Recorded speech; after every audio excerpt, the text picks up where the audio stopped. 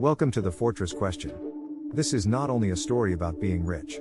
It is about building a structure that keeps power from drifting away after it is gained.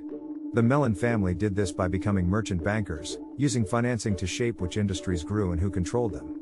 We will follow three pillars: banking as industrial leverage, discipline multi-generational preservation, and philanthropy that anchors influence in culture and education. In the Gilded Age, many fortunes came from owning one dominant asset, like oil fields or steel mills. The Mellons took another route. As merchant bankers, they could fund many ventures, advise leaders, and design deals that guided outcomes. That made the bank a lever. When a new industry needed early money, the choice was not just whether to lend. It was whether to secure position, partnership, and long-run influence through how the financing was structured. Under Andrew W. Mellon, said as Andrew W. Mellon, and Richard B. Mellon, the bank went beyond standard commercial lending. Their approach resembled early venture finance. They placed capital when risk was high, then sought meaningful equity when the upside justified it. Equity changes incentives.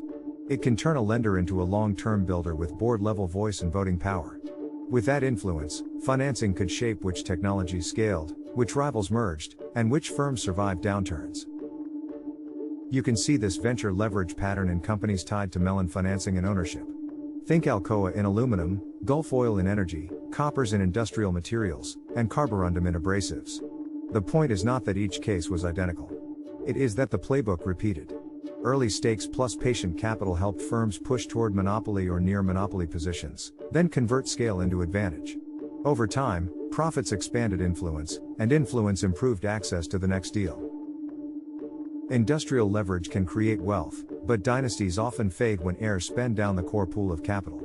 A governance rule linked to the Mellons is, never touch the principal. In plain terms, protect the main asset base. Fund life from income streams like distributions and dividends, and reinvest with discipline. That requires rules, not vibes. Plan across heirs, align incentives, and treat wealth like an institution designed to endure, so decision power stays intact across generations. Once a fortune is built and preserved, the next question is how it lasts in public memory. Philanthropy can translate private capital into durable public presence by supporting museums, universities, libraries, and other civic institutions.